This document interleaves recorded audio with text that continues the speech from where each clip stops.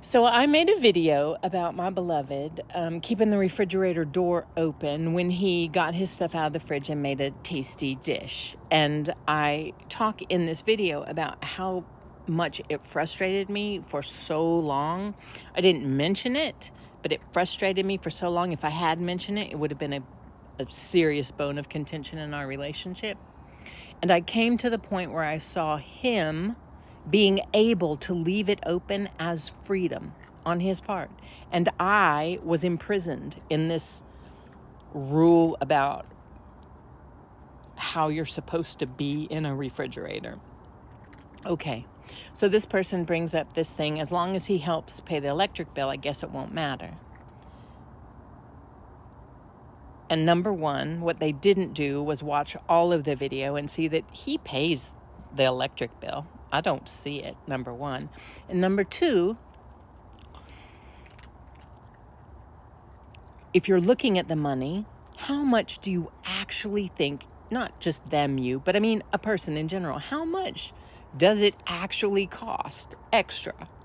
I mean, we're people who stand in showers with hot water. We're people who run the dishwasher. We're people who have a laundry, like we have electric laundry. We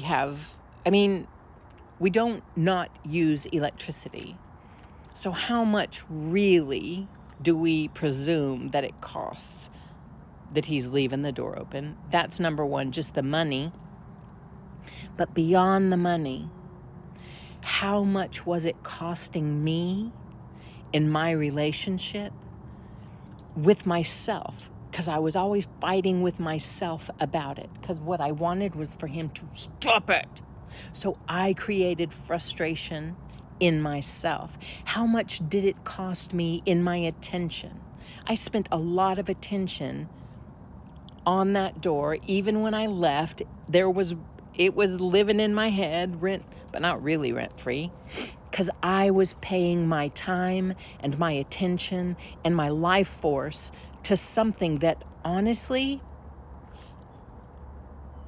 it was costing me more in frustration and in actuality, building resentment in my relationship. Now that's a heavy price, my friend. Sometimes the price you pay, like we look at money because money is an easy thing to look at, but the price we actually pay in our peacefulness, in our attention, because honey, you don't even understand how much money people pay for your attention. And in the resentment that you are building in your relationship because of your story about how they're doing it wrong.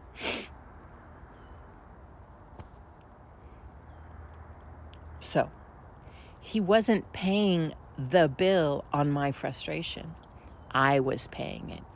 Probably he was paying interest on the resentment I was building up. Ooh. But do you see? Like, money is easy to look at and point to. I didn't like that he did it because my mother didn't like that I did it. For whatever reason, it doesn't matter. And my mother was teaching me, a small girl, how she wanted me to be with her refrigerator. And I took her preference and I made it into a rule that, quite honestly, affected me in my mental space, in my physical body, and in my relationship.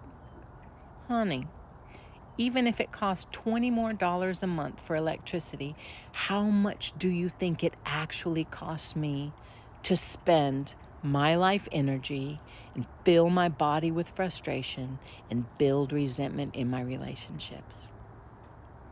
Because that's a hefty price. That is a hefty price. I love you. Boop, boop, boop, boop. Thank you for presenting this question. It wasn't on my radar until now, but it's a really good point. Honey, you pay for things with your time, your attention, and the energy you put into it. You pay with your life force for things that you resist, actively or in your mind. You pay for these things. They aren't free. It's your life you are paying with. You get to decide if you want to keep paying for those things. You've been led to believe that you don't have a choice, and you were led to believe that by people who also thought they had no choice, who only thought that the contributing factors, the things on the outside, were more important than the determining factors. How you think about it, how you feel about it, and your ability to change it. But Brandy, it's hard. Honey, learning a new skill is not easeful. Learning a new language is not easeful. Learning how to write with your non-dominant hand is not easeful. You're the one who decides, is it worth it? And I'm going to tell you what, at the end of time, when you look back and you see how much you've invested in stuff that is meaningless, like that refrigerator, you're going to see your investment. And you're not going to like your return on your investment. Because you know what it ends up being? Bitterness and resentment, and not delight. See you later, friends.